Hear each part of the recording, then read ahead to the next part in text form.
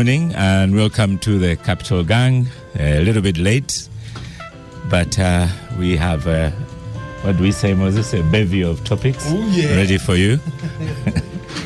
And in the studio already, I have Honorable Ssemujju. Most welcome to the Capital Gang. We missed you last week, actually. Yes. I also missed you. And then we have a new guest, Honorable Francis Katabazi. You're most welcome to the Capital Gang, Honorable Katabazi. It's indeed an honor for me to be here for the very first time. For the very first time? Yes. All the way from Kalungu East? Yes. You're most welcome to the gang. Thank you. People don't know those things. He represents Lukaya. That's the way the constituency starts.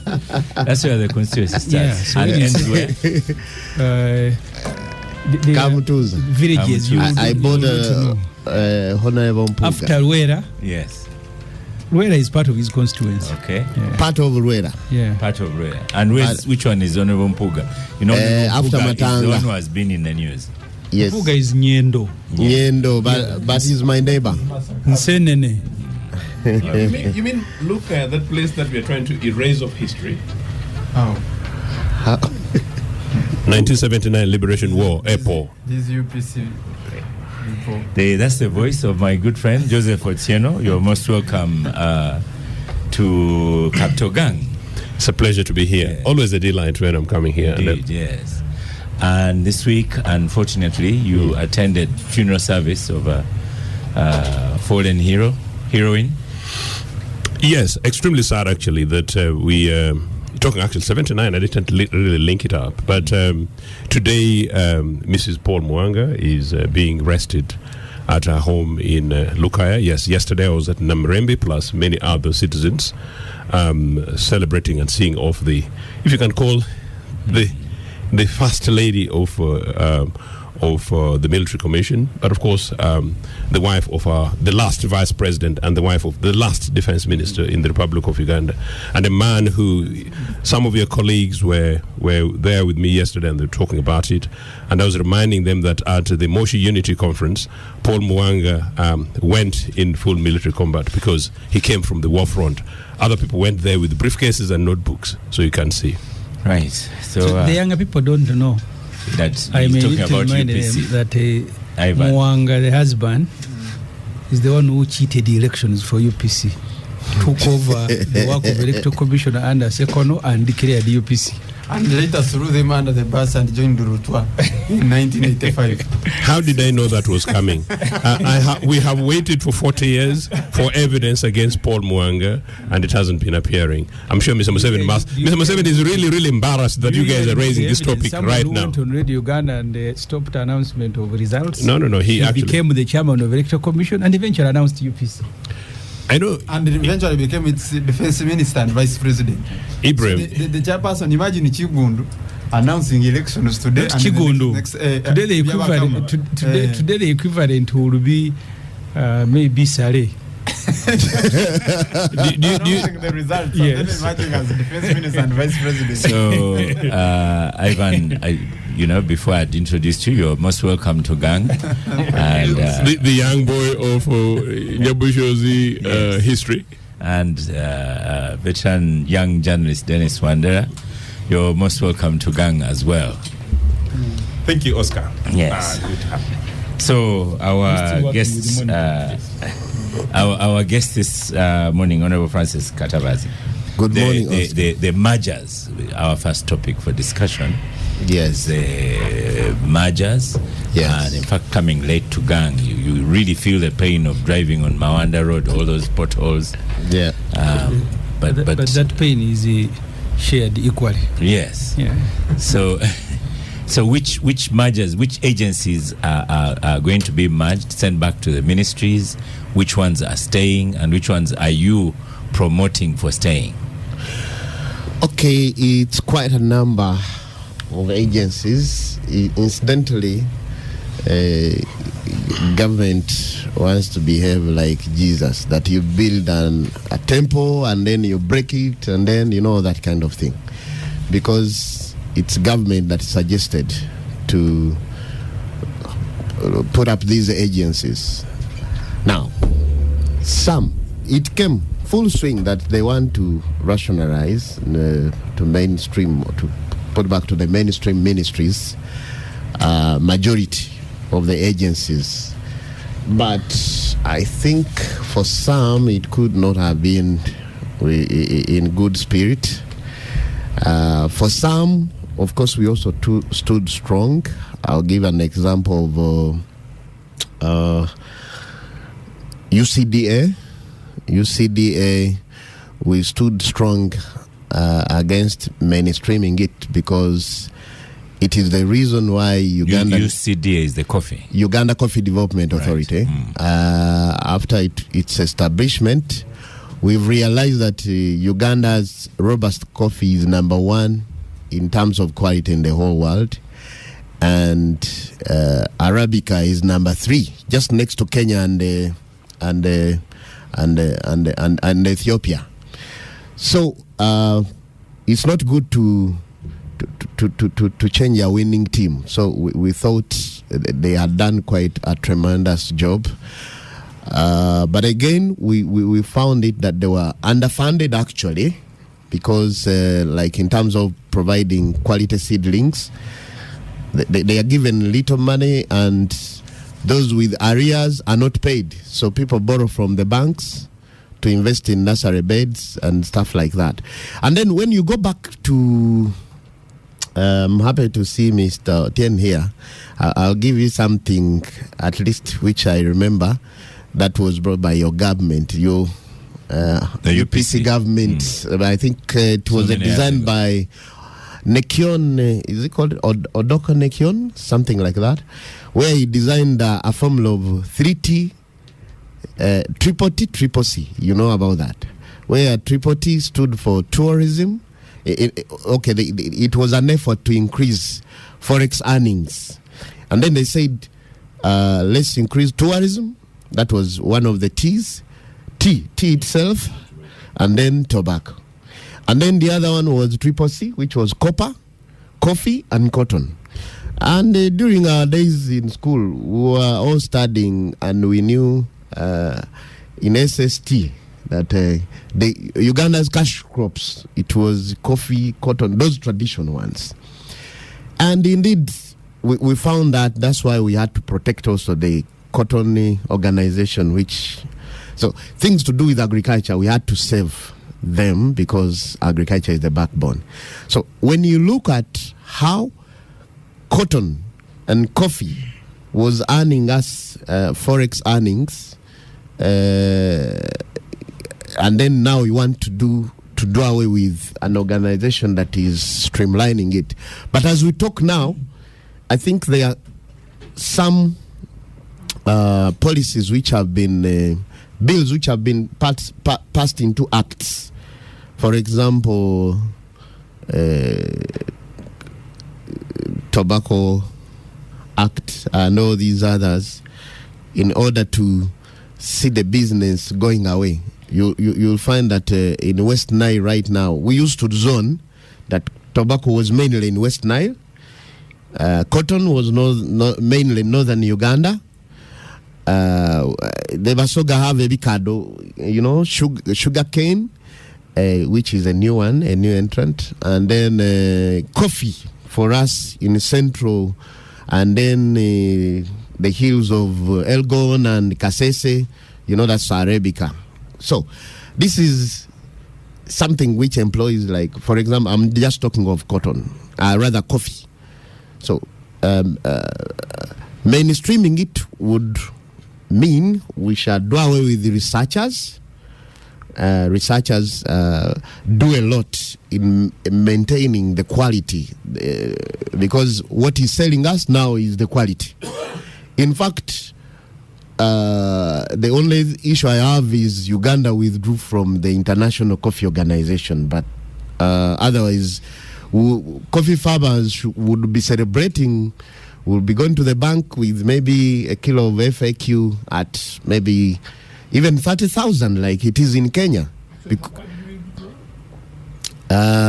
subscription of I think $50,000. So I find that a very lame excuse, and it is very absurd. We would actually be doing better. You know, when this war came in of Ukraine and Russia, even anyone you are demanding any money, we say, can't you see there is a problem now? The war in Ukraine, the war. But that war, I think with the coffee, I don't know, it just went up. Yeah, coffee is going up on the international market, and then countries like the biggest producers, for example, like Brazil, had what we call stemming. So they stem their coffee so that it can grow. You know, when the coffee overgrows, there is a time when one tree is less productive. So they stem it so it can grow into new ones, so that the production can go. So this will take them like 3 years to regain their. Now, our quota was taken away, and individuals started dealing in that. So it's a very big setback on the Ugandan side. But however, the forces of demand and supply still have forced the prices to go up to, I think now we are talking of a kilo of FAQ is about now 12,500, because I'm sorry, I'm speaking so much about coffee because I'm from a coffee growing area. Capacity. Yes, it makes sense. So this is something which would help us to increase our forex earnings, and this business employs 12.5 million people. So it's a very important sector. Then cotton, and before I leave coffee, we give them about. UCDA were giving them 95 billion per year, and they are able also to bring in non-tax revenue of about 66. So you find that really it's for development, but at the same time they also bring in something in the consolidated fund. That is a very important issue. Now, cotton is poorly funded. I don't know why this government has a bias on things which were started those days, like the cooperatives and so on, because in the strategy there were cooperatives to the young man should tell us. The cooperatives helped a lot in the building, because now you just tell me, we look at the demand for cotton. Do we need cotton clothes? Yes, we do. When we were growing up, we used to have bed sheets called ginger. That's right. Because they were coming from ginger 90 and shorts. So if you were very stubborn, I suggest Honorable Ssemujju must have been a stubborn child. You could buy him a catch short, and he will never tear it. It was very strong. But right now, how can you say, when we are increasing in number, and then you kill an entity a business like cotton, where we still put on clothes, the demand is bigger, but cotton... and the traders are striking. Yes. Thank you so much for a kind of background. Honorable Ssemujju, there are some of these ones, it's clear where they are going to. For example, if you say the Higher Education Students Financing Board, one would assume that goes to the Ministry of Education. But what about the Uganda National Meteorological Authority or Warehouse Receipt System Authority? Back to the Minister of Water. Pardon?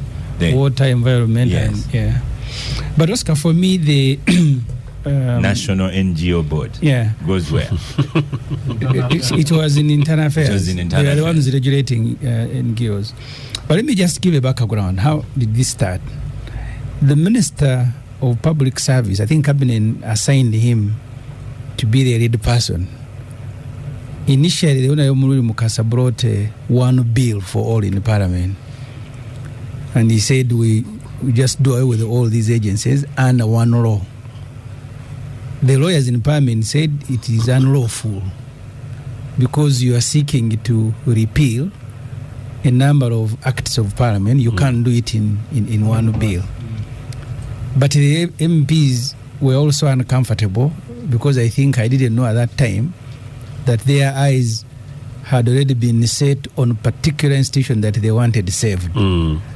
By passing an omnibus bill, they would not be able to do that. I don't agree with Honorable Katabazi. But let me first finish the background. Government said the reason they are rationalizing was proliferation of agencies. They had become about 177, I think. And they wanted initially 70-something to go away, eventually 69. But I think only about 13 have so far been merged. Proliferation, but they also said duplication. That the work of ministries are now being done by agencies, but sometimes there are even more than one agency to do the same thing.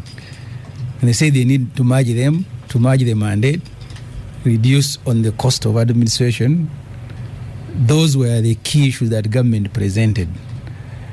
The party of the Honorable Katabazi, and that's why I had trouble with them in Parliament, and mainly almost all the opposition political parties, our policy is for a small, lean government, all of us.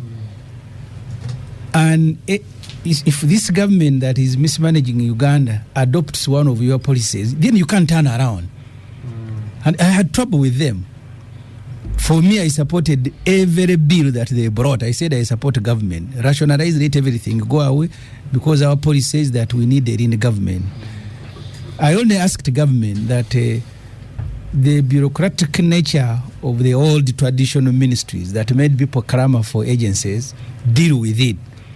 The second issue was the issue of remuneration, because at the time many of these agencies were being created, we are told it was not possible to attract professionals, highly competent people, and then you pay them 1.5 million, 3 million, like they were paying PS and commissioners. It's a bit of improvement now.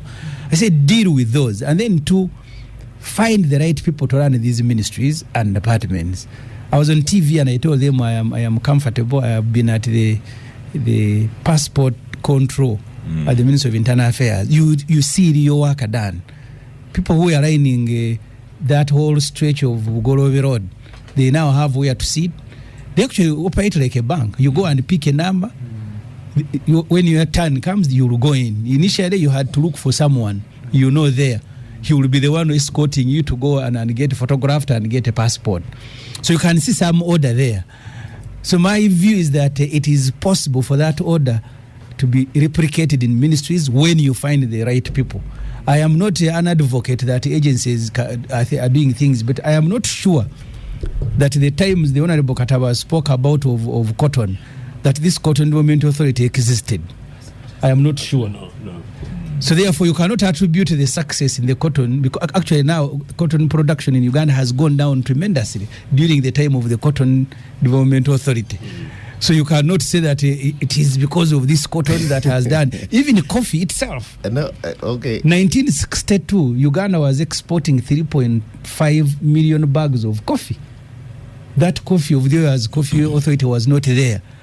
So many years later, with the involvement of the military, NADS, everybody, Museveni and his family, with the population now, because that time we are less than 10 million, exporting 3.6.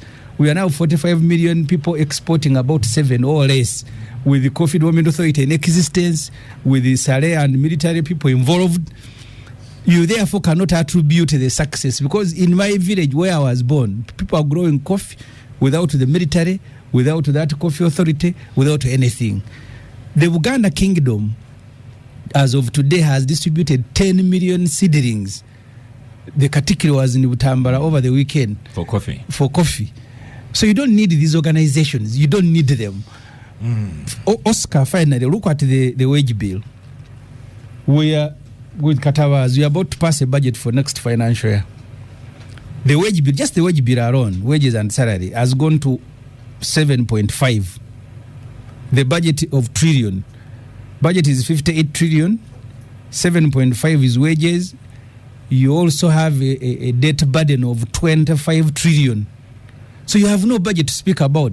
In fact, I was telling a colleague, when you add other benefits, vehicles, fuel, what, you have more stuff than the money, the money to use to do work.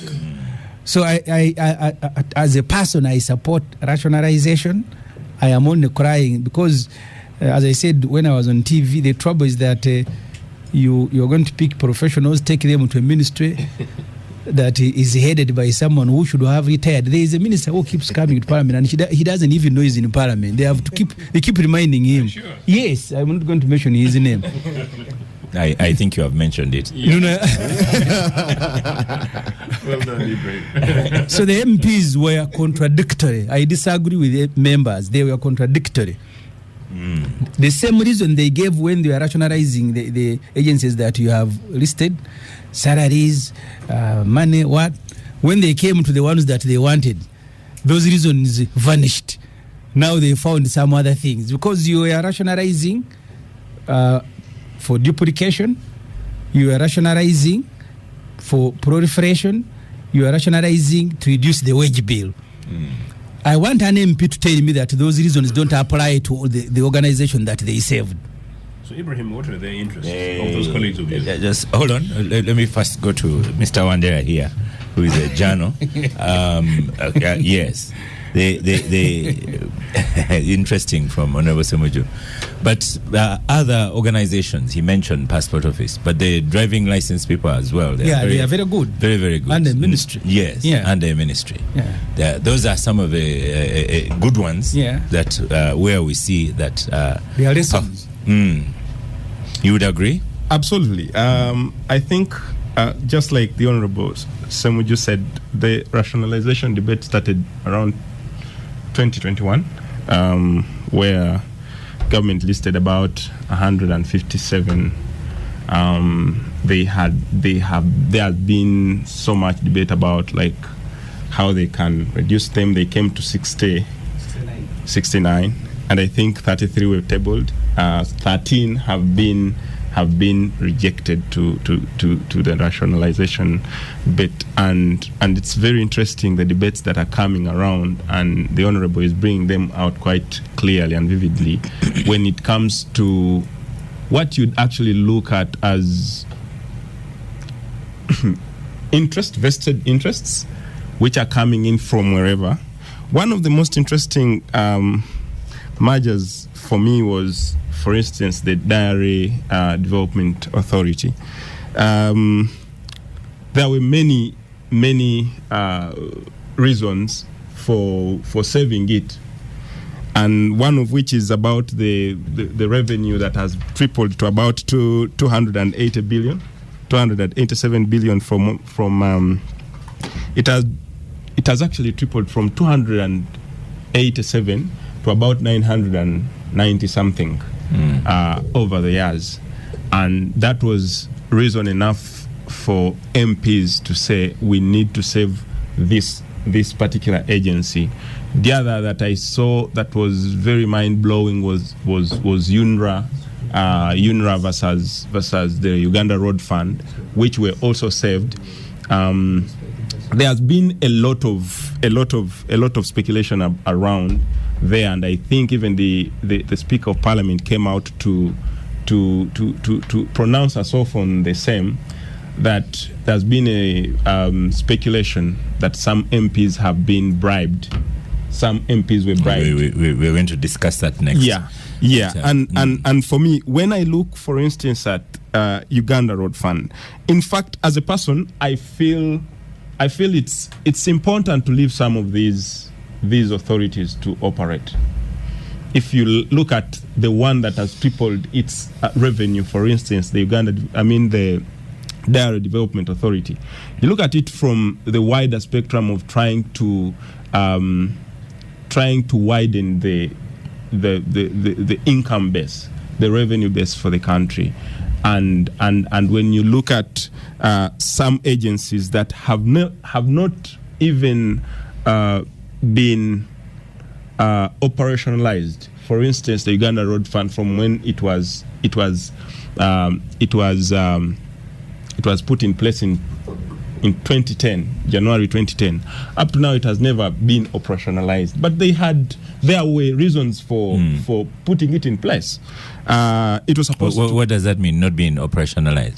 It has, it has not been given its mandate like the Uganda Road Fund. It has never stood as an agency on itself because it has been running under UNRWA all this time. It's independent. Its independence is there, but what I mean is Uganda Road Fund had its own mandate when it was being formed, and so was UNRWA.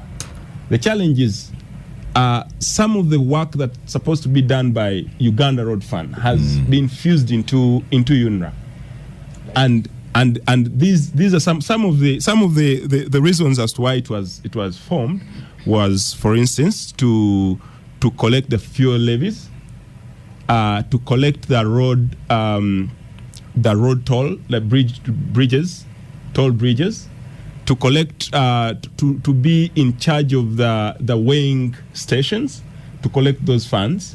And some of those funds and all those levies were supposed to be given to different, they had different purposes for which they were going to be operationalized. And one of which was to... So you're saying they kind of have the same role, nearly the same role. Yeah, and again, the fact that but both of them were saved. Yeah, it was Uganda Road saved. Fund and UNRWA was saved. It was saved and UNRWA was saved. So when Honorable is talking about vested interests, which we are going to be discussing later, which we are going to be discussing, I feel there are those that have reasons for sure to be saved. First, pause there because I know some topics that Honorable Ssemujju will not talk about. We shall talk about. You want me to come here and tell you that MPs you are bribed to put his hand? I'm not going to say it. Is that why you had no time for another question? So, Joseph Otieno, they even as you discuss all this, I think I know you are aware because you know a lot about what happens. By the way, was a more institutional government. More institutional government. But many of these are duplicated in state house offices as well. There's a state house desk in charge of land. State house where Dr. Diana Twine Oscar, you are putting it badly. The president who is saying agencies should go back to the ministries, he has himself migrated there. He works through initiatives on science, on banana, on what. And he says ministries are lousy. He can't work with the ministries. Now he says agencies should go back. He has left long ago. So that was to you. No, it's very unfortunate actually that we are going through this process of internal conversations without asking precisely why these agencies, as I call them, quangos, were created in the first instance. And number two, if after all this time we come to realize that it hasn't been working, whatever the case, who takes responsibility? I have a case of a Gongara boy who just came out of prison the other month for having been arraigned through courts and found to have lost public resources, and he went to jail. So who takes responsibility for this messes? As Ibrahim says, as a matter of policy, not necessarily all opposition, Ibrahim, because some opposition parties may be right-wing leaning, but in progressive terms, social democratic political parties like UPIS and others believe in big government meaning role of government in public services, but lean in from the perspective that you're saying. In any case, our first independence government, and even Obote II government, where we even created a ministry for rehabilitation and a ministry for supplies to address the then urgent crisis that we faced under Idi Amin. The government was still more than one-third what NRA guys have today. Why were these created? My opinion is that they were created deliberately in some cases to create jobs for particular individuals as quangos, and in many cases to continue to push for the agency of patronage. I think that it is urgent that we re-emerge these agencies, but my concern is whether or not under NRA there will be any difference, because the initial failures, the current failures, some of them actually, I agree both with Ibrahim and my good brother here, are not necessarily even about these agencies. It's basically about the death of government, where by and large no agency of government is allowed to operate independently, especially if it raises money. My good friend here has just talked about justifying an extension and continuation of an agency, in this case direct corporation as it were, simply because it makes profit. No, that is one of the arguments that was made for Uganda Commercial Bank, that it was making a loss. It was basically the idea to sell of these things. The fact that it's making profit does not necessarily mean that it cannot be run by a ministry, in which case then if we don't trust that ministries can run some of these services, then we could as well abolish ministries. Oscar, in the Obote 1 and 2 governments, and perhaps a continuation of Idi Amin's, the Minister of Works, had workshops, assembled motor vehicle engines for our public service agents, for our public service vehicles. What has happened to some of these things? It's basically the killing of public institutions. And I think we can have this conversation as long as we want, but unless and until NRA continues, unless we have a change of government, a change of direction, we're not going to see anything change majorly. In any case, anyway, these are matters that we should be discussing as a matter of policy, rather as a matter of policies, as manifesto conversations, that political parties like UPC would say that, look, in a future UPC government are going to look at public service reforms, and one of them will be, if you like, the mainstreaming of these agencies. In any case, again, as Ibrahim says, the problem really is possibly not even these agencies but patronage. Can you imagine the size of government we have today? Can you imagine what happens in President's office? Can you imagine the size of Parliament? Ibrahim, I would like to be able to join you there, but we reduce if you are coming. by making irrelevant. But I know, and I know that would come by making irrelevant some of the positions, some of the people who go down there as the legislators, and then they find the money too sweet, and they forget that the burden of responsibility for them is to represent the interests of the people. Ivan, where does NIRA fall? I opposed the creation of NIRA, but I was defeated. Yeah, but I think NIRA was one of the ones that were first saved by Parliament. But for me, Oscar, I want to look at go to the microphone. I think that there is a unanimous agreement that government can do with a leaner, a frugal and more efficient administration. The question, though, is if you strip that argument of context, then you're more likely to make more mistakes than solve them. Because yes, there is need to create efficiency and have a leaner government, but there is also a context in which these agencies were formed. You see, Oscar, in the early 1990s, during the IMF World Bank Structured Adjustment Programs, one of the conditions was that government needed to size down, to have a smaller government. That's what led to the laying off of many of the staff, the disbanding of the agencies, the Coffee Marketing Board and all these agencies, so that you have a leaner, more efficient government. The result, though, was that you had a loss of human capital, important human capital, because the salaries that they were giving were not competitive. And what the World Bank, and one of the things I criticize it with, is so they substituted an expanded government, an expansive government, with what today we know as the NGOs. You see, the NGO world is the creation of is partly significant the result of those IMF World Bank structured adjustment programs, because these agents now came to substitute government with the NGOs. So many of the people who were efficient or working in the government at the time ran to the private sector, went to the NGO. In fact, some of the founding members of Uganda's NGO world now were formerly in government, because NGOs were paying better, they were having bigger budgets, and then the government was sizing down, reducing salaries, and having not having sufficient incentives for the retention of important human capital. But then that also now created the window for the emergence of this of URA, for example, was created in 1992 from the Ministry of Finance. Then came these successive agencies as they emerged. These agencies, when they emerged on the scene, provided that efficiency and excellence in delivery of public service.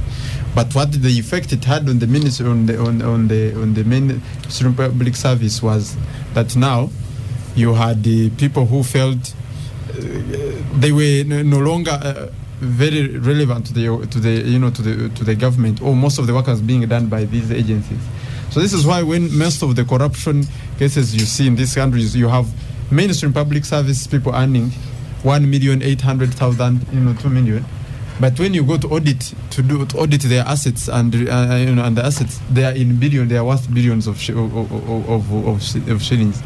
The result is that the pay in a public service is not competitive. So people find ways of substituting that income through unofficial corruption.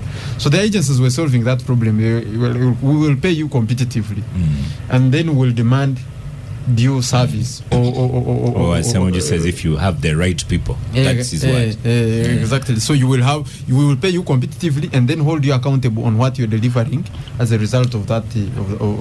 So Ivan, are you saying the agencies were addressing the issue of corruption and all low-paying public services? Is that how it works? Partly, they were bringing efficiency, and as a result, reduced corruption was as a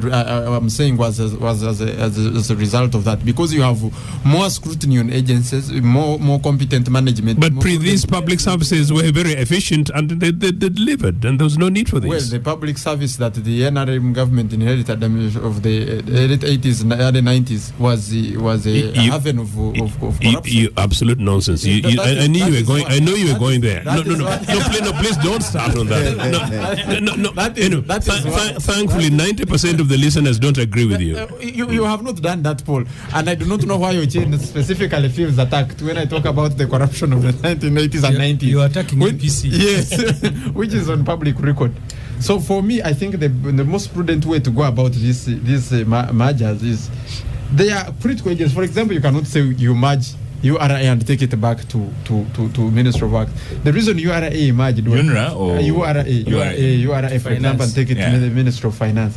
The corruption I'm talking about, those customs borders were having of corruption. Customs before URA was emerged. People would get wealthy, insanely wealthy in just months of being employed in URA. The Honorable Ssemujju were covering at that time, I'm sure. No, there was no URA under UPC. Yeah, yes, exactly. So URA emerged to correct some of those UPC collected taxes and built the foundations that you guys have destroyed. But now, so there are agencies like URA. I agree that ministries like agencies like UNRWA are also doing a good job, but there are also agencies like UWA, Uganda Wildlife, so that are generating their own money. There are many other agencies that are generating their own money and that are no longer dependent on government funding. So for me, my argument would be that you look at agencies that are like Keith and Kin of some agencies and merge those ones. For example, you had the Uganda Wildlife Conservation Education Center and Uganda Wildlife Authority independently. Really, when you think about it, those two can be merged and made one entity. They are all dealing with the wildlife conservation. Those can be merged. They were merged. Exactly. Those, for example, are merged. You have National Environment Management Authority. You have National Uganda Meteorological Authority. They are both dealing with environment, weather, things that are so really related. Those can be merged. You have now things like the Uganda Warehouse Receipt System Authority. If you ask any ordinary Ugandan, if you did a poll and asked I'm sure 99% Don't of ask Uganda. Ugandan. Even me, I didn't know what it means. What it does, So I kept asking. You're doing well because even I don't know. What of So tri- 99%. Did you find out? what of the Yes. trypanosomiasis? So you have 99% of the When it people came in for the country. rationalization is when I tried to find out what was it doing. So you realize 99% of the people do not know what it is doing, what it is doing. And these the are- other one, they try. Trypanosomiasis. What was it? Yes. You know that word is Now not imagine easy that to. disease, trypanosomiasis. Nobody Yeah. is It's no longer there. Exactly. So you had many of these authorities and agencies that were really not really doing anything. If they were doing it, because you can't be so efficient and doing, and nobody knows about you. What exactly are you doing? Are you Or rural electrification. rural was the That first one that was rationalized. was rationalized. That one, for example, my argument is it could have been imagined with Uganda Rural Electrification Agency, Uganda Electricity Distribution Company Limited. Those also could have been imagined. They are all dealing with the distribution and of electricity. One is focusing on rural areas, the other is focusing on the national grid. So what is the difference between rural areas and the national grid? You can have one agency for that.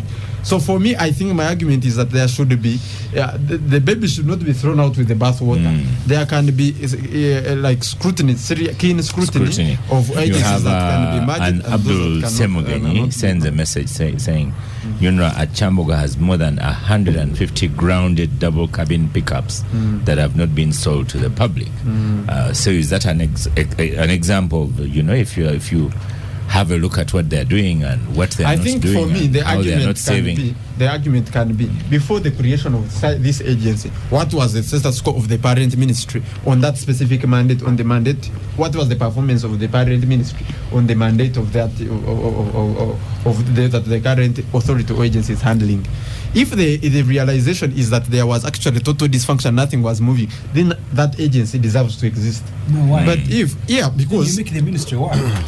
yeah, but reforming the civil service use, as the Honorable Ssemujju know, that it is not a stroke of a So pen. who has reformed the passport and driving permit?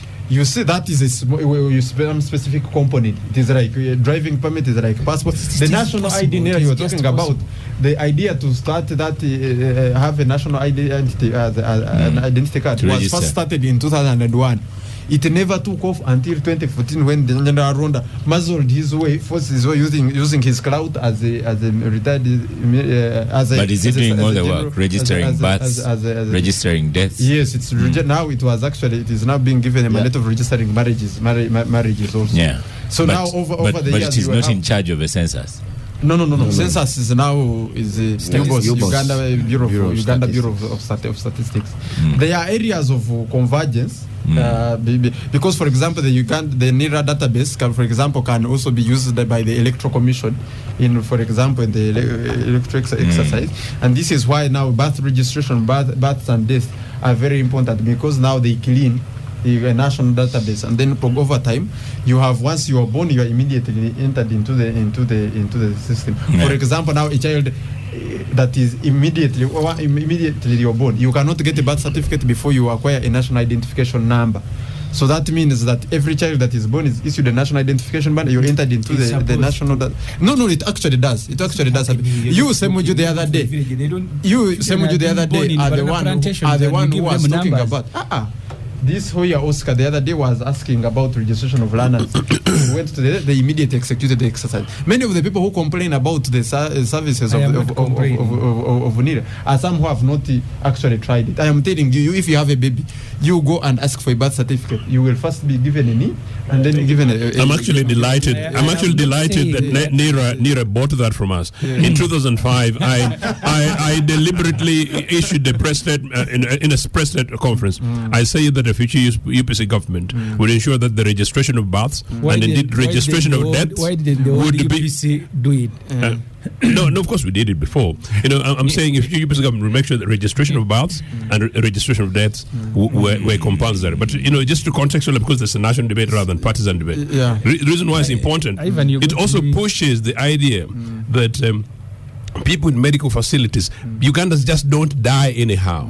Anybody who has got responsibility for anybody's life must take responsibility. Yes, exactly. Meaning that you trust even a dubious nurse or a dubious medical facility. That was part of the background. But anyway, But yes. also, death certificates, for example, now are helping with this fraud of inheritance. So fix those issues on inheritance, wrangles, and all of You see, you got me wrong. I didn't say that NIDA is not doing well. I've visited their offices. I've visited Uganda Road before when the traffic was huge. And recently, they are doing very well. All I said is that there are no incentives to register all the birth in Uganda. People are being born in banana plantations who will not walk to register. I am telling you now, because there's nothing you are giving in return. So that's an infrastructure question. Now they are incentives. Because in Europe, why people register their benefits that they give to children, for you give them zero. No, so you go to a banana plantation, finish birth, and then walk to go and register for what? Now, you know, Oscar, NIRA was mooting the idea of having children. So if you're going to a health facility, you present your ID and get a service. Now, people, the agencies, UNICEF and the World Bank and people were saying that is exclusive. That's excluding a vast majority of the public, because the idea was that if you don't have a national ID, then you immediately then you register for a birth certificate. Then are entered into the national database, so that it is like now most of the adult Ugandans, if you're to get a service in a bank, a SIM card, or to replace your SIM card, you need a national ID. So there is an incentive for you to actually get that national ID. Now it is going to babies. Once you cannot get a birth certificate before you register and get a national identity card number. Once you get a NIN, that means you have entered the national database. And once you clock 16 years of age, then you will come and get a physical card. And now that also tracks your parents, so it means that your data is connected to your parents and your origin. So there is a genealogy, there is a record. If somebody says Ivan Rugamba and they put it into the system, you can who their parents are. So progressively the national database is coming into force, and this is why some of those agencies remain important.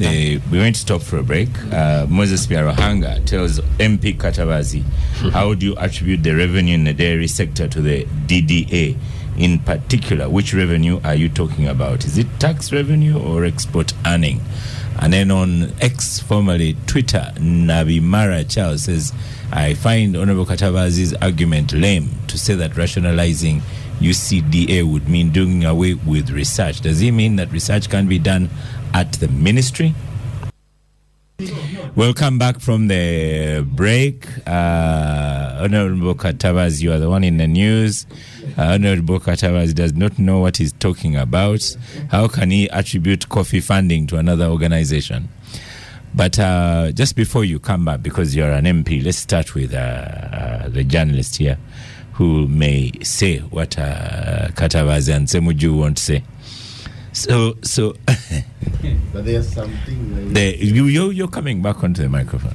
So this MP is taking a bribe. Word on the ground is Ssemujju and Katabazi involved, or Ssemujju has stood firm, so an indication that maybe he has not eaten anything against pardon, not what? Not anything yet. Oscar, why let me also say thank you, Star Cafe. Honorable Katabazi, you can partake in. They are all safe. No need to carry your chapati in a jacket. The government is this is the UPC environment. Don't you worry. There is someone who is sipping coffee like the big man. It must be Joseph. For the record, it's actually tea. But it's fine. Honorable, yes. Sorry. Honorable Ssemujju. Honorable Ssemujju and Honorable Katabazi have been cagey on that particular debate of whether the honorable members of parliament have taken bribe or not.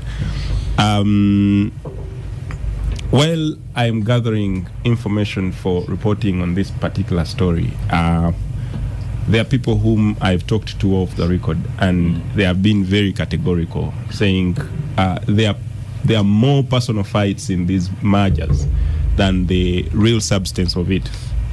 That indeed, if it were about rationalizing and reducing on the expenditure, the wage bill and stuff, then you wouldn't be having another another, which I've called an invasion of vice RCCs, RDCs in the tune of their thousands. Because then they are adding, it's like digging a new hole to cover an old one. Then you haven't done anything. A new one. Yes, you won't cover the new one. The new one will remain, but you will cover the old one. So you have done something actually.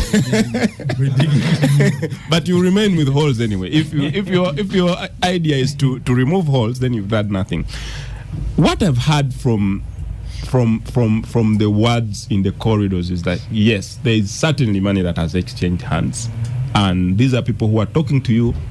Some of them within the agencies, and some of them are opponents within the agencies. This one's fighting this one, and they are going to sit you down and say, okay, here we have personal fights, and this one is fighting me because of this and this, and I'm fighting them because of how I'm defending myself. And when it comes to the angle of the MPs who are supposed to make laws, then whichever side the fights are, they take interest in a number of MPs and call them and say, man, as you speak about this, please, can you have me saved? Can you save my face? I saw many, about 4 or 5 agencies that have been rejected have been listed in the speculation of corruption, and that was UNRWA, that was this diary development. Kajina cannot give you money. There has been. Did you hear what Ssemujju is saying? Kajina cannot give you money. I don't know. So I don't know whether honorable. I don't know whether. So all these prompted they prompted the Speaker of Parliament to come out in the open to say, no, none of my MPs has taken a bribe.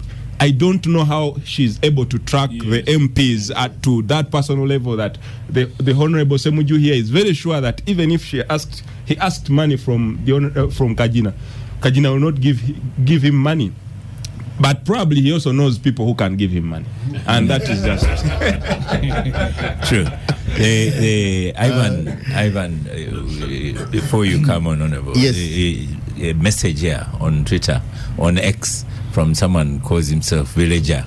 Says UCC and NITA Uganda both regulate ICT sector, but MPs, including Katuntu, vehemently spiritedly fought to keep it. Why?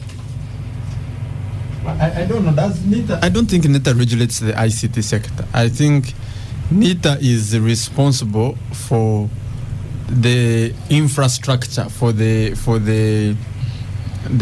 national ICT infrastructure.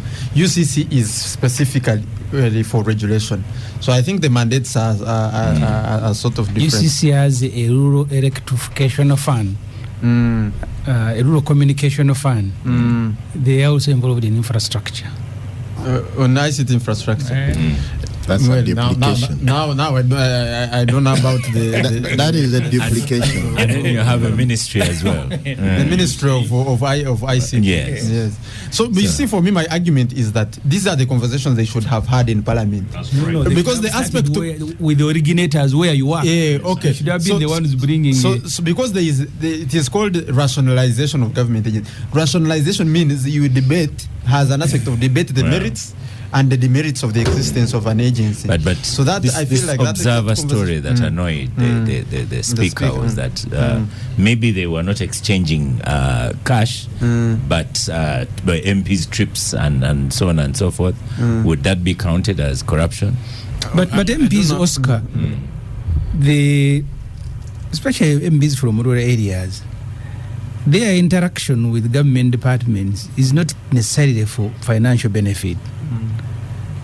As I speak to you now, they are distributing maize seeds. I don't pick them because people in my constituency don't grow them. My constituency is Oscar's village.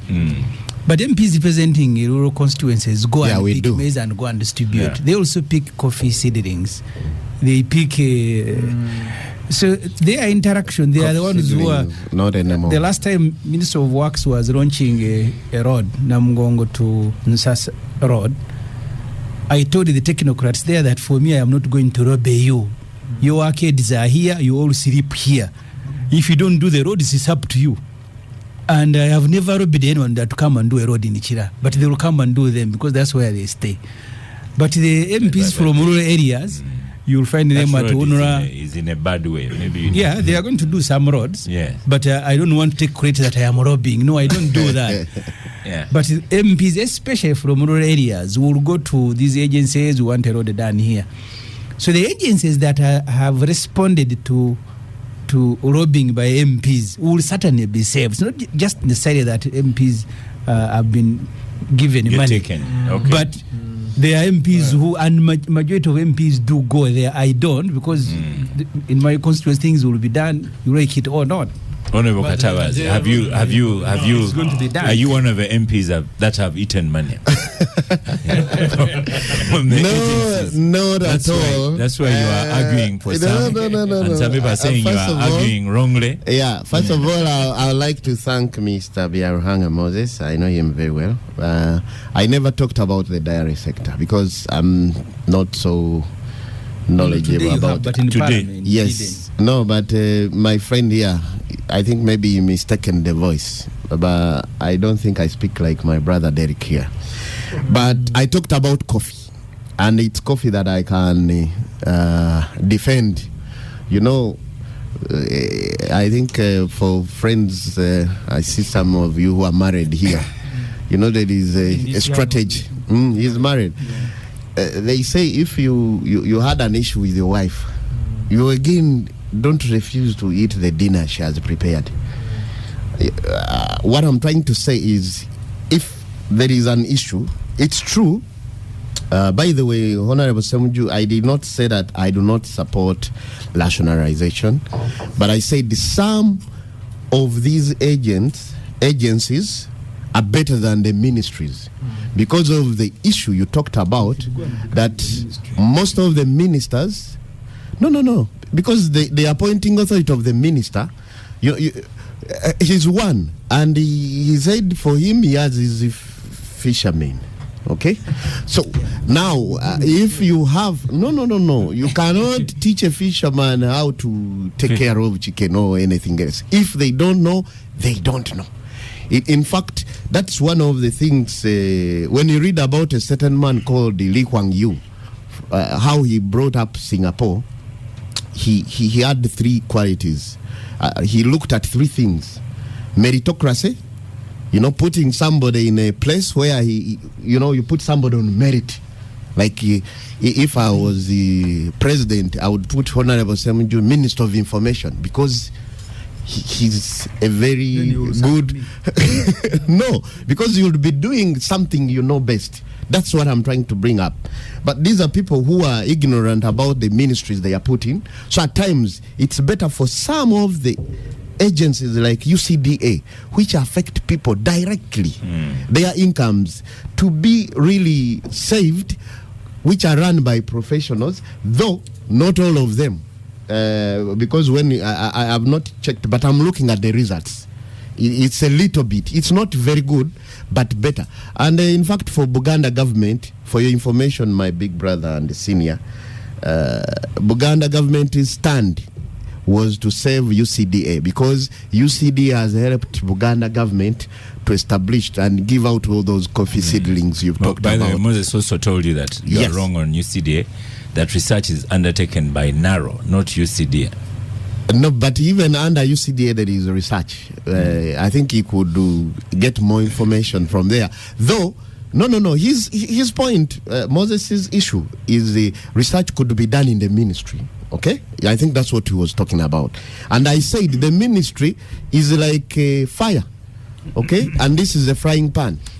So we have two options which are not the best, but we have to choose one which can help our people as we wait for a robust overhaul of the entire system. Because, we have the cooperative movement. What happened? The cooperatives and unions, they were very good because they made the local wananchi investors. Other than the investors we have today in quotes, but there, when you are part of that union, you are the investor yourself in your small way. So that is a system which has been abolished. For us, when we have the power, I think that those are some of the things we should look at.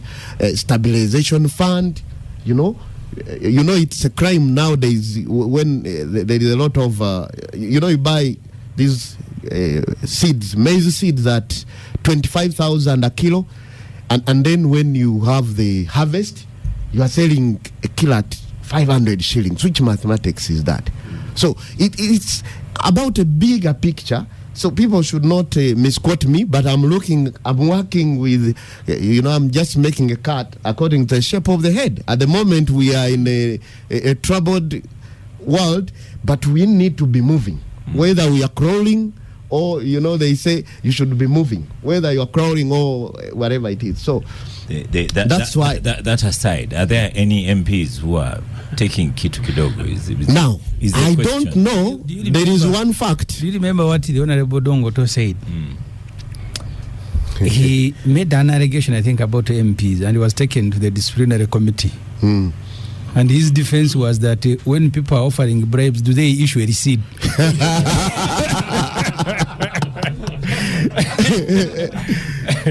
So you're asking him for evidence, do they issue a receipt? So, Oscar, about that, I cannot be certain, but one thing I know, there are some things when we are maybe at committee stage, you agree on something, and then the stand changes when you reach plenary. I don't know what causes that. But when you are at the committee level, so you find that some MPs, you've agreed on one thing. This one, the report is like this. And then all of a sudden, even the people who are there is even one time, one colleague from the same committee said, procedure. I think so-and-so is talking about this because he was not there in the committee. But very well, knowing that I was there. But when I reached the canteen, I asked him, man, what happened? He said, now you see, you must understand how things run here. So that one, I know there could be. I don't have any facts on me. And my senior said, those guys don't issue receipts. So you will not know. But the reactions can tell. Yes, but with me, I'm not defending UCDA because UCDA gave me money. I'm getting it from the bottom of my heart that at least we should save it in order to save the coffee industry. It may not be doing very well, like in terms of numbers, because our target is to have 20 million bags and we are only on 8. And so if you are seeing government again pushing this, they've not paid these people who supply the seedlings, they've not, so I cannot fight something like this which helps. If there is an organization to do with gold, for example, that one I would fight for it to be mainstream, because gold is the highest forex earner. Actually, it earns us more than what coffee does, but there are only 7 companies. No, but we have gold here. You should agree. Yes. Actually, our resource envelope wouldn't be suffering. Here, you see, the amount of money that we get from gold originating from Uganda gives you 0 point something. The rest is not from Uganda. It's just in transit. There is gold in Busia. There is gold in Kasanda. There is a lot of gold, the Honorable Ssemujju. There's a very bad story about gold, actually, in Karamoja, where gold lightning allegedly struck. Gold started oozing out. Locals have been pushed out, and all of a sudden, some government person, I think a minister, went in and said no, they were going through a licensing process. And by the following day, the licensing issue has got a date of the day of the arrival of the government person, allegedly. Why wasn't the UPC government able to discover this gold, Joseph? No, you're talking like we said, of course we did, but I mean, stop being diversionary. No, it's actually very serious. It's a very serious issue. Actually, let's come back to the topic. Joseph. Yes. Thank you, Honorable Katabazi. First, you have some people. There's James Wabbs on X. Joseph Otieno is very obsessed with UPC, which made Ugandans cry like nothing. Then you have Dr. Namara is telling you the president as CEO is allowed by the constitution to make administrative units and decisions. It's really futile to think Otieno will ever see any good in NRM. He's always promoting Obote. But Joseph, the MPs receiving money, it is not new. The parliamentary exhibition recently said some MPs received, was it 40 million? They published that information here on X just weeks ago. Then there's a time Ssemujju had received money. He had first refused to take it back. Eventually, there was one you said you shall not take back. No. Then eventually that one you took it back. Then Oscar, you need these things are different. No, I mean the money we are given to us during COVID was money given to every single MP. And at that time I said I am not returning it. I am going to give people to my constituency who are suffering. But we were forced to return it and I did. Yeah. But when you say you were giving, it's as if I was a... I was giving examples of that really MPs. This money was put in a budget. The one you're talking about, I don't know, but but there are other monies that you know about that MPs receive, that NRM MPs receive, and you've the most recent was 40 million. So when someone comes up and says that MPs may have received money about the mergers, maybe it would not be surprising. 200. No, and it's just unfortunate because paid 200 to NRM. In the course of my submission, 200 million. Yes. I think Ibrahim should also listen because Ibrahim was a minor during the last UPC administration, but granted is a journalist. But the loudest person here is two relatives, an uncle and a cousin, together with a minibus they were driving. And they were taken by your soldiers. We've never seen them. The UNLA soldiers were not my soldiers. In fact, thankfully, nobody in my family was from UNLA. But number two, the youngest person and the loudest person here is the young Mr. Rugamba Ivan. And so we go through major hearsays. He's only second to you. So. Major hearsays and propaganda. I think this debate is more important than we are giving traction to it. Although I was in another conversation elsewhere, a media conversation, where a fellow panelist thought maybe the blame is you guys in the media because it's really a diversionary issue. No, I think it's a conversation we must have. And it's a conversation we must have because this is unprecedented, what has happened under NRA, whether we're talking about the topic we had earlier, or in this case, the question of alleged corruption and exchange of hands. The amount of money that we lose as a public to corruption is huge. The fact that the Legislative Assembly should actually really be the liberators of the people on behalf of the people, trying to check the other agencies, in this case the executive, the presidency, and the judiciary, and that we can assume and talk about members of parliament receiving money. It was completely unheard of, and it was an impossibility under UPC administration. Completely an impossibility under UPC administration. Now, number two, of course, I think I'll respond to the question of Ibrahim's. Ibrahim, apart from actually me pushing for the reforms, including on the compulsory registration of deaths and births, one of the things I was talking about side by side in that press conference, and I think Kaptu covered that very well at the time, was a conversation around National Truth and Reconciliation Commission. And part of why I was pushing for that is to have people like the Ivans, accept the realities of today and the realities of the past, so that we genuinely know what happened. The UPC administration was surrounded by a bunch of election losers in Luweero who came and criminalized government later. But before that, they made it impossible for Kampala particularly to operate. Now, particularly the people in Buganda sub-region, have got a right to be a little bit confused, and in many cases are victims. But every other time Ibrahim,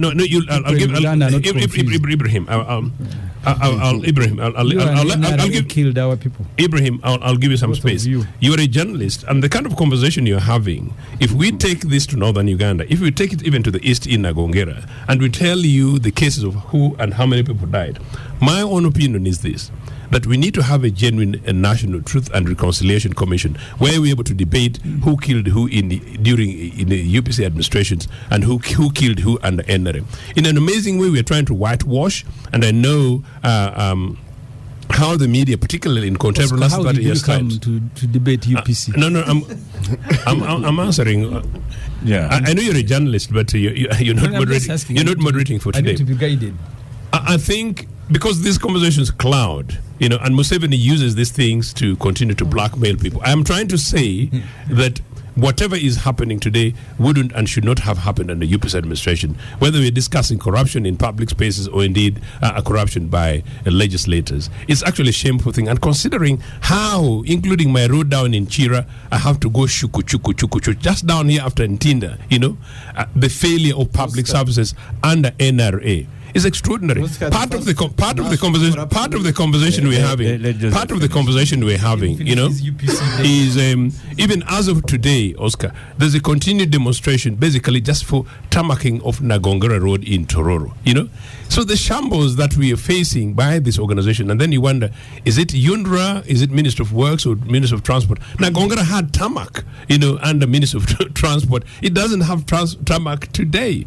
So I just genuinely think that citizens need to wake up and become much more considered, meaning including people who are victims of maybe human rights abuses under this regime or indeed any previous human rights abuses. People should take up the role of active citizenship. We need to demand from legislators to take accountability and responsibility. And one of the reasons why legislators are getting away with it, I told at the beginning, these conversations would have been and should have been manifesto conversations by political parties, that when we come into government, this is what we're going to do. We're going to mainstream, and review, do public sector reforms. Imagine Museveni saying that they're going to save 1 billion Uganda shillings as a result of this reform. 1 trillion. But Museveni does not talk about the fact that his regime loses 10 billion under corruption, because this is part of the conversation we are having. Okay. The more we did that, Oscar, just a quick one. Yes. And the member of parliament for Nagongera would have responsibility to the citizens of Nagongera, and Nagongera people would know how that member of parliament voted. And so if he started voting in tongues like my brother from Masaka is saying, they will know that, well, the result is he's likely to lose, or it is going to be very difficult for him to return to Masaka over that weekend. Just to close out, Ivan, a comment from you, and then I'll ask Honorable Katabaz to. But you see, you also have. But Ivan, I wanted to put to you that that saving 1 trillion on one side and then appointing so many RDCs, it's kind of defeatist. I agree. Although you see the conversation on RDCs has long been vulgarized. First, I know that they do. When you go to the ground, in fact, I think that the RDC, the office of the RDC, in a country, in local government, is the most expansive. It almost touches on every aspect of local administration in the district. Because it has nothing to do, so it does everything. So, if you go by practically what the RDC does in the rural areas, and you factor in now the aspect of adding them two assistants or an assistant per district, because the office of the RDC had the RDC and the deputy. Now they are adding it. Is it two assistants? two assistants. You should be the one telling. Yes. Now, if you look at the scope and the extent of the work that they do in the district, you will actually find some reasonable understanding on why it is necessary to beef up the manpower. Now the conversation can be had. We will discuss that another day on their usefulness, and a lot of people would disagree. Because in terms of intervening, whether it is the land wrangles, whether it is what, because look, the aspect of money from the mergers and then appointing RDCs. You see, if you discuss piecemeal, if you discuss every aspect in piecemeal, then you will not arrive at a solution. Like I said, the conversation on rationalization is important. But what is not happening, though, now as we imagine these ages, is that actual rationalization is not happening. In what I'm saying is, what the conversation on justification of each, of how should be retained, which one who should be married, stay. is actually not happening. Like Honorable Ssemujju has said, or the Honorable Katabazi, people agree in committee meetings, the next day they come with a whole new conversation. A new language. Or others are voting this conversation, because I follow Parliament Watch, which reports daily on the debate as they are happening. This conversation on, for example, the connection between this agency and this, and these debates are not happening in Parliament. And I think that is what the public has been denied in this debate. Honorable Ssemujju, you had a comment to make before I asked Honorable Katabazi to I said this on TV, let me repeat it. Kenya is almost undergoing a similar exercise. They are guided by two principles. They kind of had it with the reduction of ministries. They keep doing that, yeah. They did a calculation and came to the conclusion that they are spending nearly about 30-35% of their revenue on the wage bill, and said this must reduce. So the victims are not predetermined. If it is RDCs, if it is ministries, if it is what, then the technocrats will go and study. But the principle is that we must reduce the wage bill by so much. But two, President Ruto said the policy of Kenya was to employ 70% technical, 30% support staff. And he said people had changed it along with it and said we need to go back to it. So it's the same argument I made yesterday. You see, even the point you asked Oscar, he looks at the assistant RDC, he thinks one person is the addition. Every RDC has a vehicle. He has a driver, he has a soldier, he has a secretary. So one RDC goes into office together with 3 people the same day, and the vehicle and the fuel and so on and so forth. So that's this point, and it's the last point I want to make, Oscar, which you earlier hinted on. Mr. Museveni himself has withdrawn confidence in ministries.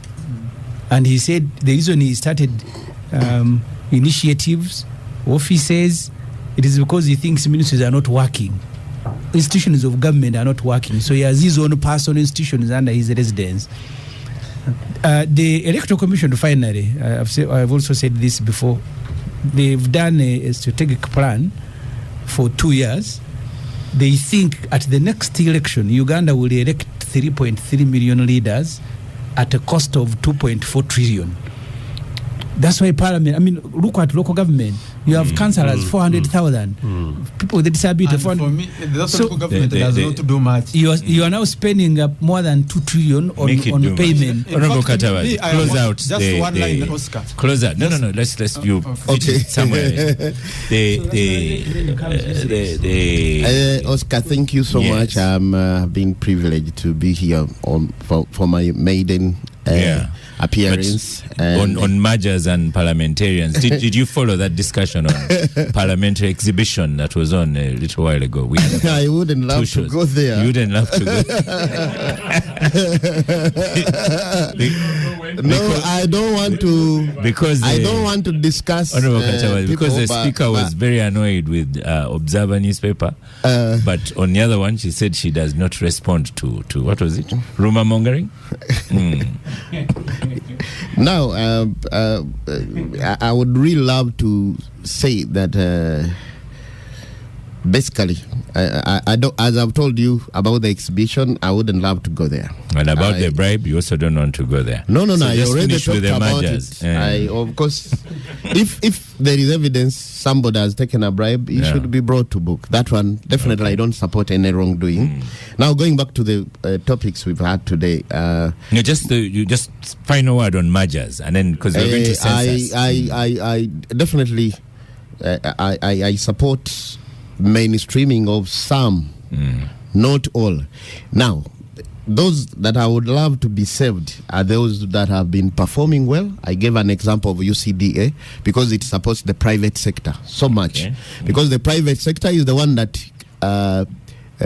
supports the public sector, which is very extravagant in Uganda. You see, Uganda, we have 82 ministers. When 4 countries, Kenya, Tanzania, Rwanda combined, they have 86.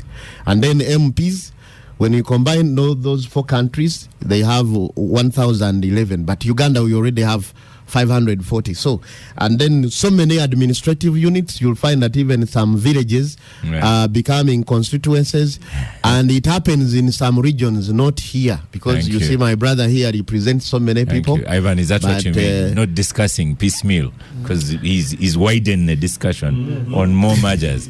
Let's stop for a break, and after the break, we'll go to the upcoming census. Welcome back from the break. This is the Capital Gang, a big discussion on mergers and increased salaries and increased costs. Anyway, let's start with journalist Mr. Wandera. Are we ready for the census? There has been. Honorable Ssemujju, I hope you are aware that on 9th May. Don't move out. So, go on.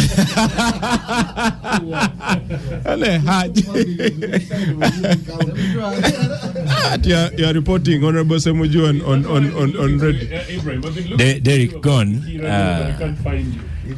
I have only your microphone on, so thank you. Are we ready? There has been a spirited effort by the Uganda Bureau of Statistics, which is mandated with collecting data and census, in trying to sensitize the public about the upcoming census. I think I don't quite recall when it last happened, but I know there has been a lot of back and forth. This date has been pushed. It was supposed to have happened last year in August, but it has been pushed up to this year in May, and particularly it has been budgetary allocations, the struggles of finances within the government and things like that. But I think they've broken the ceiling. Now they are going to have it. It's about 13 days away, and it. They say we are ready. I don't know. I have moved from one door to another in my neighborhood, just trying to understand whether these people are actually going to keep home on the census night. But it's unfortunate. Probably in these 13 days, in these 13 days, there is a lot that needs to be happen. There is a lot that needs to happen in terms of extending as much information as possible to the people. I know there are adverts, there are media engagements that are happening. I don't know how intense they are, because when I move around, it almost seems like I'm the only one who is aware that there is census that's going to be happening in 13 days from now. So I would really think that UBOS needs to put in extra energy, especially in these last days, for me to be able to answer that question. As a journalist, I move around trying to gather information and trying to see the impact of government programs on ground. But to be honest, I think there needs to be a little more effort to be done. Okay. Ivan, are we ready for the census? I think the census is one of those national activities that people actually do really comply with whenever it's happened.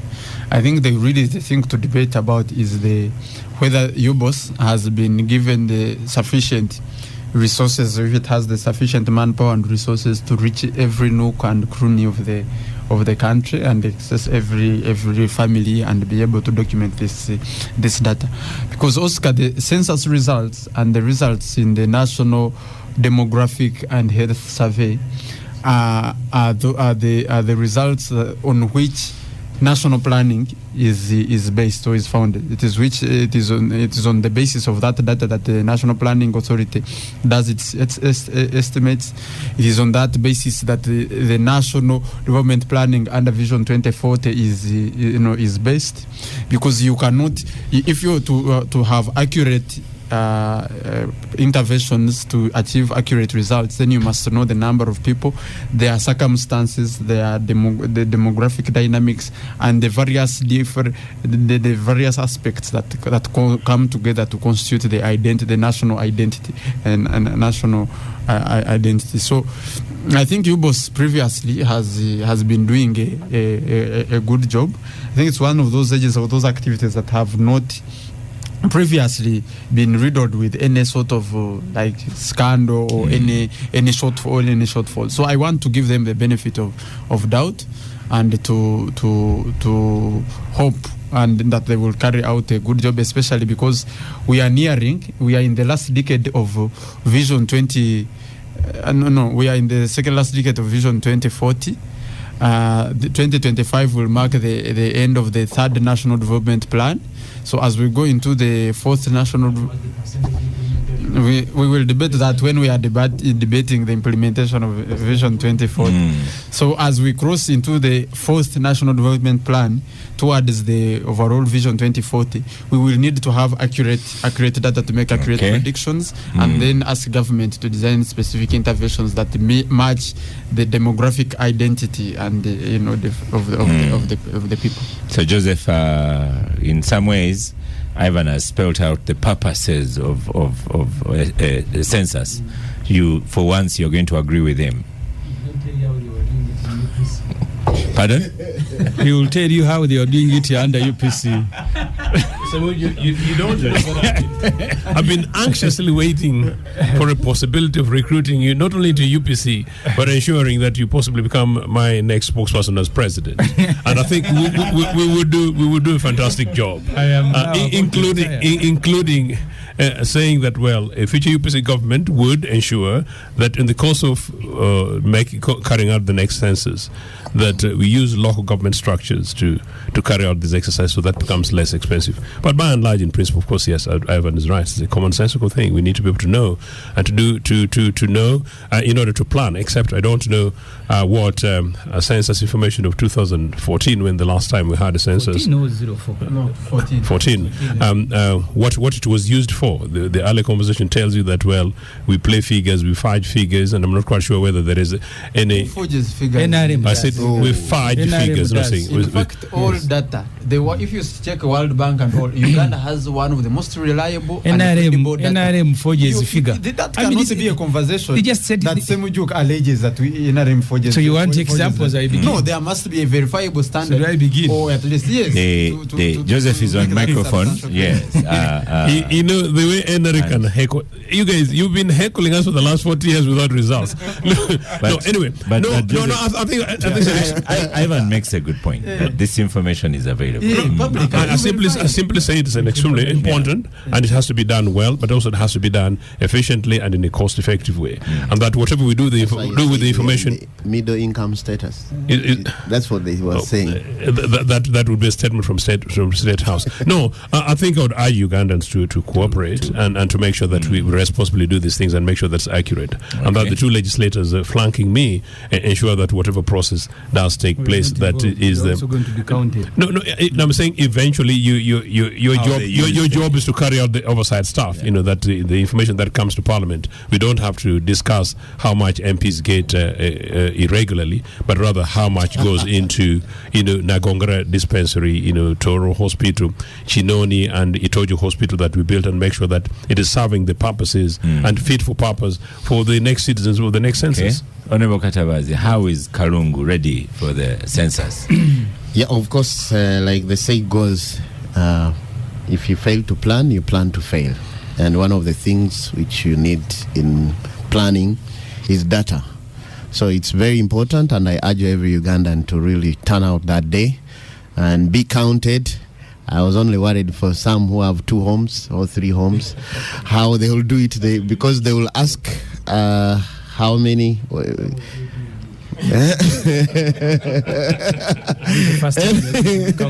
No, Hon Ssemujju, I'm not talking about you, but so you create an impression. that polygamous families, they count you where you are. They will count you where you'll have stayed that night anyway. No problem. It was just I was trying to pull Honorable Ssemujju's leg, but it's okay. So it's an important thing, but we are minding so much about the people who receive the data. We want they do like recently NRM said they have 18 million members. Halfway registration, by the way. Because it is the same regime that is in power. So I hope this time they don't fake any data, because we've been known. They have fixed data. Yes, it's now. Oscar, you have to challenge some of it. Everything. You can't say that we force the government forges the government keep quiet.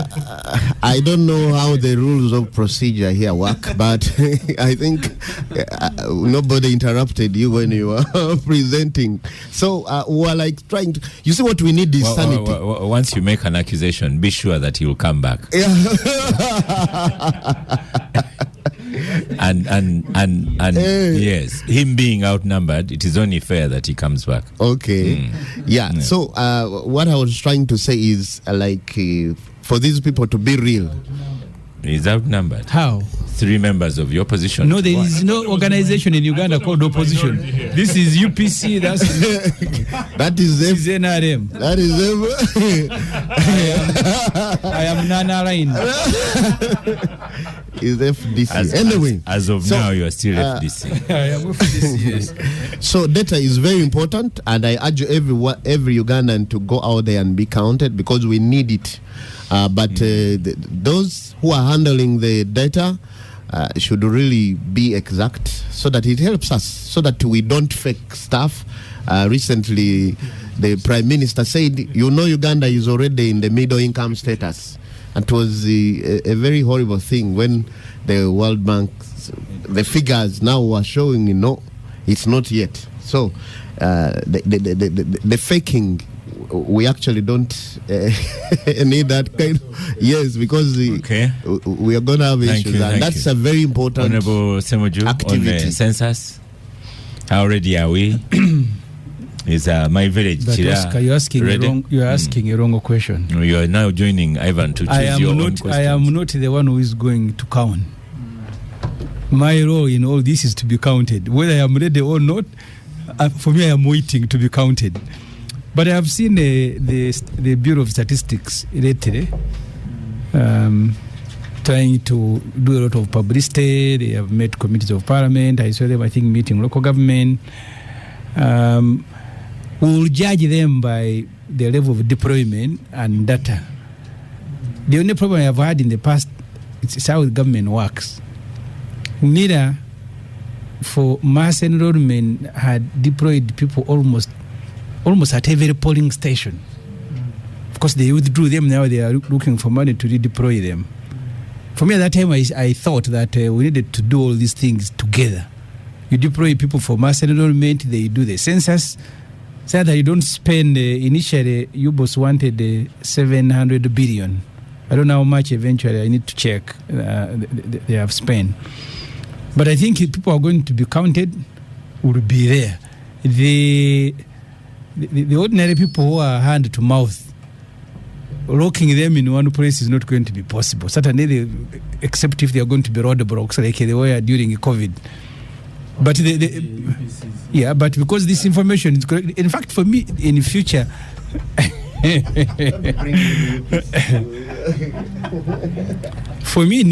I think we need to be relying more on registration of persons, death, because that data, if we can master it, it can be more accurate than the census itself. If there are incentives to get people, and then you leave the Bureau of Statistics to be doing surveys and maybe to collect from NIDA. Once you have a system that collects all the information, because the other day when you were discussing agriculture, government was supposed to have set up what they called a single spine to be present almost parish to village, so that information about production is picked from villages and loaded on one system for everybody to pick, which system they haven't because of personnel. So this is one of, yes, it will give us a basis, but periodically Uganda doesn't have reliable information. We just rely on surveys. Because if you ask Ivan how many people have died this year, he doesn't know. The births, we are also speculating. So the other agents of government are supposed to be collecting information regularly will need to do a lot of work, other than one census that is going to come in 10 years. But as a person, I am waiting to be counted. Yeah. Okay, Ivan, you wanted to add on just a little bit? No, I just wanted to say that is actually the reason why, like, birth and death registrations are now being mandatory, because, you know, cleaning a national database is not a one event or 1 year thing, because every minute people are being born, people are dying, so that update is a continuous. So you count, and then Ivan gives birth 2 days after. It's a continuous exercise. Well. But once it is standard, you are able to know that at least in this period, there are almost very perfect estimates to know that, because at least you will make an allowance of 1 or 2 years, but you'll be sure that you have stop relying on estimates. I don't think if you went to UK, they will tell you that they're estimating their population. They know everybody. No, they cannot say that. Now you go to an agency in the UK and they say, oh, now we have this exact They number will, because every birth is registered. They can tell you up to yesterday. Yes, but okay. yeah, but for you to and that is what the National Register will do also. Up to tomorrow, yesterday. Thank you, gentlemen. We have a lady in studio on a good news campaign. Penina Namirembe Nantume, a journalist, but she's a lupus warrior. Wants to talk about Lupus Day. And lupus, Hon Ssemujju, are going to learn a few more things. Lupus is an inflammatory disease. It's an inflammatory disease caused when the immune system attacks its own tissues. So welcome to the Capital Gang. Thank you so much. Penina Nantume Namirembe. Thank you so much. But my name is Nantume Penina Namirembe, in that order. Don't worry, you're speaking to a teacher of English who knows about a first name. So unless you tell me Nantume is your first name, but that's a discussion. I have had problems, by the way, with people. You can decide, but I know that your first name is Ibra. No, it is not. Actually, each time I've been asked to put the first name, I put Ssemujju, because I must choose which one is first. Yeah. Sometimes I keep saying you need to go to good schools. The good schools cannot make for me. But the old schools, Muiri, the future. Yes. Okay. But you could say that you want to be called Nantume. Yeah, yes. I want to be called Nantume. So, Nantume, when is Lupus Day to begin with? Lupus Day is 10th May worldwide. It's celebrated 10th May. It's celebrated 10th May, and what happens when you're celebrating? 10th May is when, because we're in a country, let me say Uganda, we're in a country where people don't even know lupus. When you mentioned it, everyone here was like, what is lupus? Apart from him, who has heard about it, and him. Yeah, so everyone wants to know. So if people that we believe don't know, then how about a person in the village? Okay. Yeah. So going backwards, what is lupus? What is that lupus an autoimmune disease? condition that affects mostly women. It's 90% women. And you're going to go slowly, because even Ssemujju, things like autoimmune. I know autoimmune. It means what? An autoimmune condition is a condition where your immunity is not fighting against all these other infections, but rather it's fighting against you. So in the long run, you end up sick, you end up with joint pain, muscle pain, you end up with on and off fevers, you end up with a butterfly rash, you end up with a lot of things. The system is literally messed up. So it doesn't know what to fight against and what to fight for. So basically, that is it. Okay, and now there's World Lupus Day on 10th May. Now lupus, just like you hear fever, there's malaria, there's all these other types of fevers. Autoimmune has types. We've had people, mostly people know arthritis. It's an autoimmune condition. Alopecia is an autoimmune condition. So has lupus. Lupus itself has types. There's systemic, there's nephritis, there's a lot. But I'll talk about what I know that I am dealing with. That is systemic lupus erythematosus. So that one, you go on. Most autoimmune conditions have what the type same of lupus does NRM have? Because NRM is fighting itself.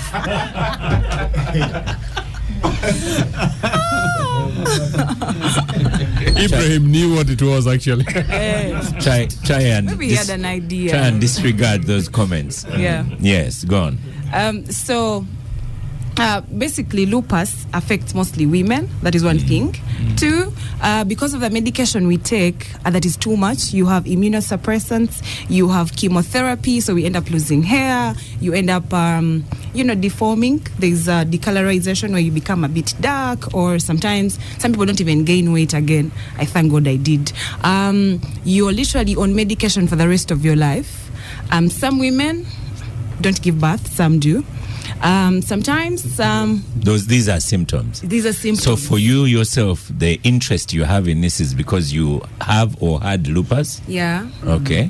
And we are trying to make it visible, because most people, because when you go to hospital, not all hospital tests can detect it. You need a special person or a special doctor to diagnose you, and diagnosis takes time. So in from most the way cases, I see you, I would never have known that you ever had lupus. Yeah. So when you are not properly diagnosed, Ssemujju, when you are not properly diagnosed, most cases people think it is witchcraft. So in the long run, you're taken to the village, and before we know, you're dead. So as we're concluding this show, there are all these men on this table that you are sitting with. What would you like them to do? One, we need to make noise about it. Let's make it visible. Let's maybe the Ministry of Health, maybe the government to come in, because one, the hefty bills in hospitals, the doctors are rare. Finding like the right doctor alone is a struggle. Even when you have money, it's hard. You need to be taken, and you have to do a lot of tests for them to detect what is wrong. Most of the people that have died have been misdiagnosed, one, and the others have been given wrong medication. You be on wrong medication because of the skin infection. You're in with a dermatologist. They're dealing with something outside, yet it is literally inside. So on 10th May, we want to call upon everyone to come through and learn and get to know. And maybe when we come together, we're going to be at Motive. A place in Kampala. Yes. Okay, so you're going to put out notices about where you... Yes, we're going to put out notices so that people come through and learn. And maybe if there's a lupus warrior out there that is listening in, you are not alone. Please come. When you're with people that understand your condition, maybe you can deal with it better. Thank you very much. Yeah. Honorable Ssemujju, how are you going to help this lupus warrior? We only have 2 minutes of the show left. It sounds very serious, so I need to learn more. And then those who are already doing some work can assign me. I don't want to assign myself. I am assigning you already. Okay. Ivan? Welcome. Yeah, there's something that worried me when she said, because it's not a popular disease here in the country and not easily detectable. So most people, common, maybe common is the, but also common. And you are thinking in terms of elections all the time. No, that's not true. Something popular is also means it is widely. But people, because it's not very common, most people we need to learn more about it. To resort to witchcraft, especially in areas that can be very big. Yeah, that was frightening that they think witchcraft. About her condition, we've shared quite her in particular. Nantume.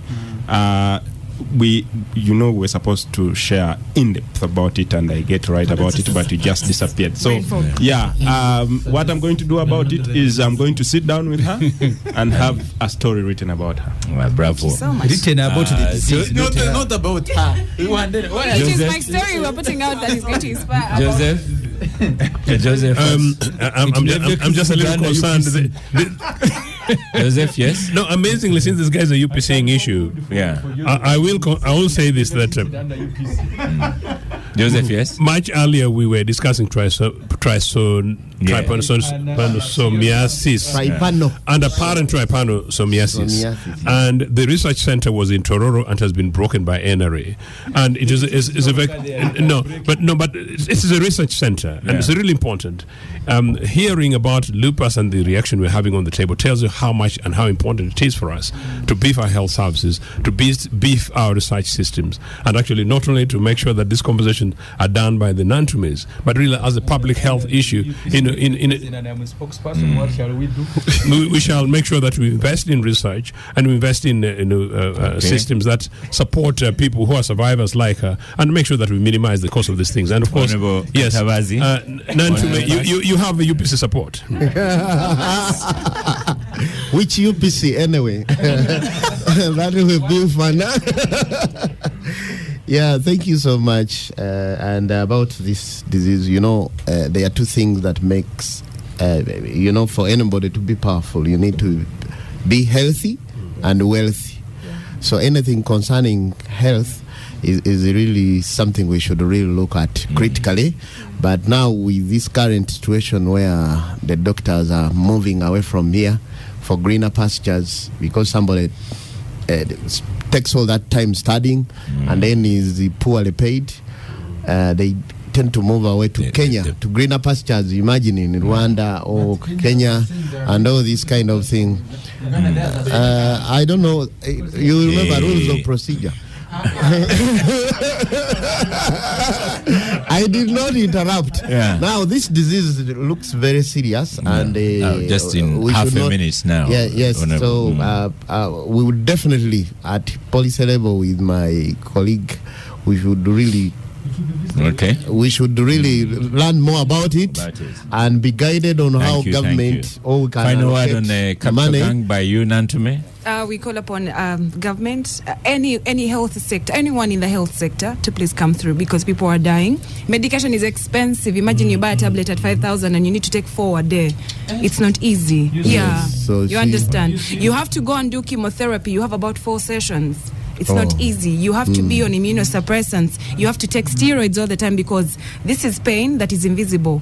It is an invisible illness. It is incurable. It is chronic. So you're literally battling with a lot. Most of them have committed suicide. So please come through. Thank you so much. Thank you, our listeners of the day. Thank you, Star Cafe, for powering the gang. Thank you, Nantume Namirembe Penina, for your submission on gang. Everyone is listening. Ssemujju has learnt a new word, lupus. Honorable Ssemujju, Honorable Katabazi, thank you. Lupus. Pardon? NRM is suffering from lupus. It's falling apart. So which one is suffering from Thank you, Ivan. Thank you, Derek. Thank you, Joseph. I am Oscar Semoyam Soke, and I shall see you next week.